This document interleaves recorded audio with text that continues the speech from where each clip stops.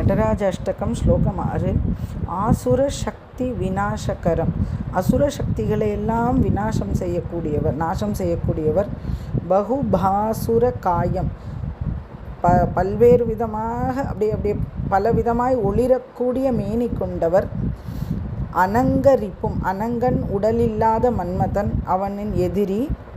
பூசுர சேவித, பூசுரர் என்றால் பூமியில் தேவர்கள் என்றால் பிராமணர்கள், பிராமணர்களால் சேவிக்கப்படக்கூடிய பாத சரோருகம் தாமரை திருவடிகளை கொண்டவர்.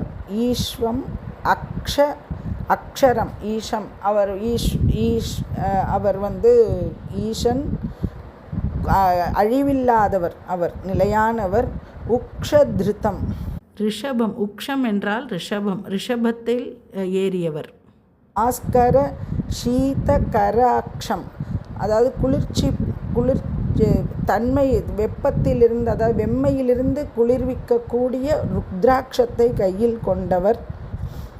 அநாதுரம், அது ஆத்துரம் இல்லாதவர். ஆஷு அரவிந்த பதம், உடனடியாக நமக்கு அருளக்கூடிய திருவடி தாமரைகளை தாங்கியவர். அது ஆஷுனா ரொம்ப சீக்கிரமாக. பஜ, அவனை பஜிப்பாயாக, பஜதம். நஸ்வர சம்ஸ்ருதி, அழியக்கூடிய இந்த உலகத்தின் மீது நாம் வைக்கக்கூடிய அந்த மோகத்தை விநாசம், அழிக்கக்கூடியவர். அகஸ்கர, பகலை செய்பவன், சூரியன். ஸோ பகலை செய்யக்கூடிய அந்த சூரியனின் பல்லை வீழ்த்தியவர். இந்த இடத்துல தக்ஷ யஜ்ஞத்தில் சூரியனோட பல்லை அவர் உடைக்கிறார் அப்படின்னு சொல்லிட்டு, ஸோ இது தக்ஷ யஜ்ஞத்தோட தொடர்புள்ளது அப்படின்னு.